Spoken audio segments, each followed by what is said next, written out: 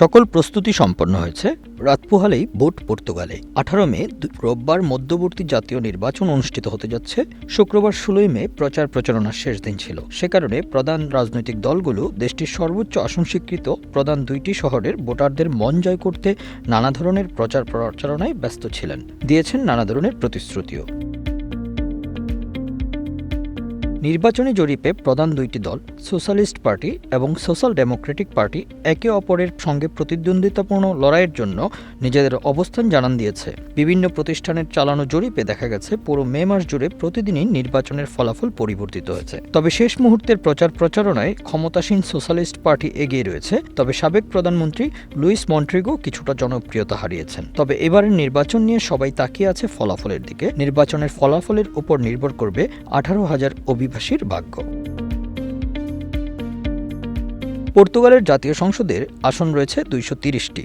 এর মধ্যে রাজধানী লিসবনে রয়েছে সর্বোচ্চ 48টি আসন এবং দ্বিতীয় সর্বোচ্চ বন্দরনগরী পার্টোতে 40টি, বাগরাতে 19, সেতুবাল 18, আইভেরো 16, লেরিয়া 10, কুইমারা ফারু সান্তাইরিয়ে 9টি করে, বিসেইউ 8টি, মাদেইরা ভিয়েনা টেও কাস্তোলো 6টি করে, আজোরেস ভিলারিয়াল 5টি করে, কালেস্তা ব্রাঙ্কো 4টি, গুয়ার্দা বেজা ব্রাগাইনসা এভেরো 3টি করে এবং পেত্রোরোলে 2টি সংসদীয় আসন রয়েছে।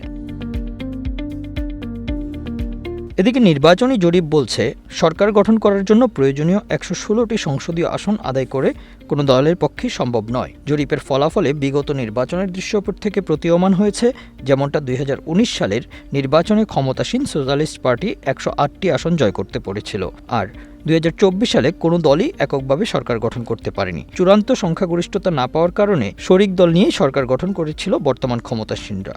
নির্বাচন নিয়ে বিভিন্ন পর্তুগিজ নাগরিকদের সাথে তারা সোশ্যালিস্ট পার্টির সমর্থন দিয়েছেন। অন্যদিকে নির্বাচনকে কেন্দ্র করে সোশ্যালিস্ট পার্টির পক্ষে প্রচারণায় প্রবাসী বাংলাদেশিরা উৎসাহ উদ্দীপনা নিয়ে অংশগ্রহণ করেন। প্রবাসী বাংলাদেশি সহ ভারতীয় উপমহাদেশের তথা অভিবাসীরা ক্ষমতাসীন সোশ্যালিস্ট পার্টির পক্ষে রায় দিবেন বলে জানিয়েছেন। কার ভাগ্যে কি আছে, রোববার 18 মে মধ্যরাতের পর বিষয়টি নিশ্চিত হয়ে যাবে পর্তুগালে কোন দল সরকারি ক্ষমতায় আসছে।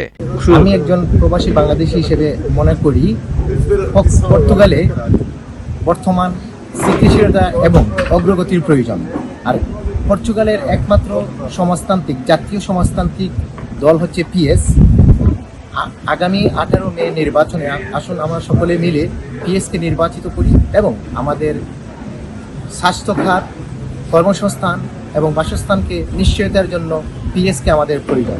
প্রচারণার শেষ দিন এখানে জুভেন্তুদে সোশ্যালিস্টা, পার্টিদো সোশ্যালিস্টা, জুভেন্তুদে সোশ্যালিস্টা হচ্ছে ইউথ উইং যেটাতে আমরা কাজ করি এবং আমরা সবাই মিলে প্রচারণা গত 2-3 সপ্তাহ ধরে প্রচন্ড রকম অনেকগুলো জায়গায় গিয়েছে এবং সারা দেশে প্রচুর মানুষের প্রচন্ড আগ্রহ পিএস এর প্রতি এবং পিএস পর্তুগালের সবচেয়ে বড় দল, সবচেয়ে বড় শক্তি এবং পিএস একমাত্র দল আমি বলবো যারা সবার জন্য চিন্তা করে। তো সেক্ষেত্রে আমি আশা করি এবার পিএস আবার সরকার গঠন করবে এবং পর্তুগালের দলমত নির্বিশেষে সকল কিছুর ঊর্ধ্বে মানুষের জন্য কাজ করবে। তো ধন্যবাদ। Bangla affairs news desk.